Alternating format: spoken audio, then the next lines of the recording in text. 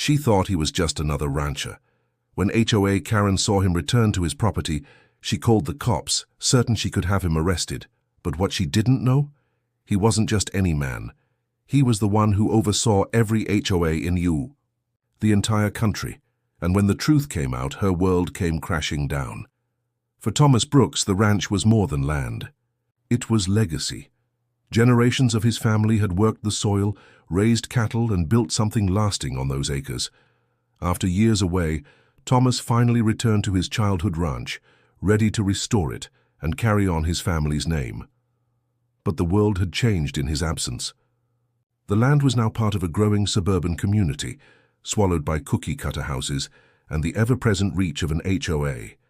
And at the center of it all, Karen, the HOA president, known for her iron grip and merciless rules. When Thomas parked his truck on the ranch driveway, neighbors stared. Karen marched over within minutes, clipboard in hand, lips tight with disapproval.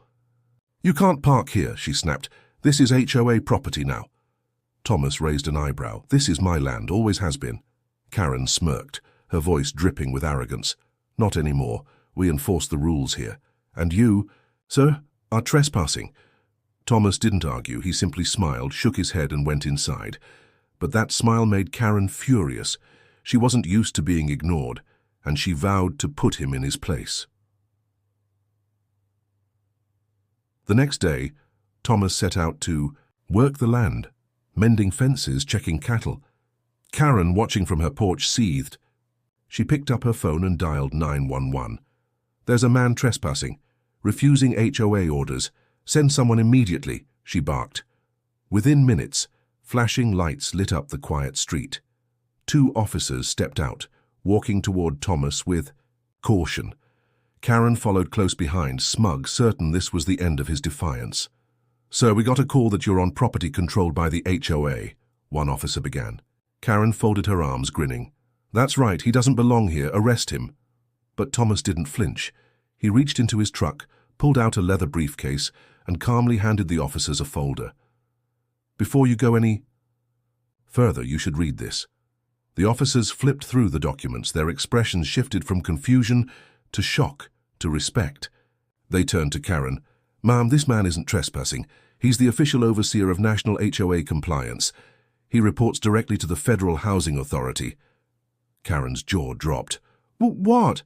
That's impossible," she stammered. "Thomas's—" Smile widened. "I oversee every HOA in the United States. I know your bylaws, your violations, and every abuse of power you've ever committed. And Karen, your name appears more than once in reports of misconduct." The crowd of neighbors who had gathered gasped. Whispers spread like wildfire. Karen's smugness drained into panic. She tried to protest, but the officers silenced her. "Ma'am, we suggest you step back. You're dangerously close to obstruction." Thomas walked past her, calm as ever, and stood on his porch. "I didn't come here for a fight," he said. "I came here to rebuild my family's ranch, but if you insist on pushing, I'll make sure this entire HOA answers for its actions." Karen's face turned pale. The clipboard in her hand trembled. For the first time, she realized she wasn't in charge anymore. Within days, investigations began. HOA records were audited. Fines that had been unfairly issued were overturned. Neighbors who had long suffered under Karen's rule began to speak out, emboldened by Thomas's presence. Stories of harassment, false citations, and even embezzlement came to light. Karen's empire crumbled. She was forced to resign in disgrace, her reputation destroyed. The HOA board scrambled to cover the mess, but it was too late. The truth had been revealed. And the man they had tried to humiliate was the one holding the ultimate authority. Thomas didn't gloat. He didn't brag. He simply restored his ranch, greeting neighbors with kindness, helping families resolve disputes fairly. Slowly, respect replaced fear in the community. Where Karen once ruled with an iron fist, Thomas led with dignity and wisdom. For the first time, the HOA served its true purpose, protecting the community, not punishing it. This story isn't just about a ranch or a homeowner or even one corrupt HOA president. It's about power and how it's used. Karen believed her clipboard made her untouchable, but real authority doesn't come from fear. It comes from integrity. Thomas reminded everyone watching that day that arrogance will always crumble when faced with truth. And sometimes the person you try hardest to push down is the one standing over all of you.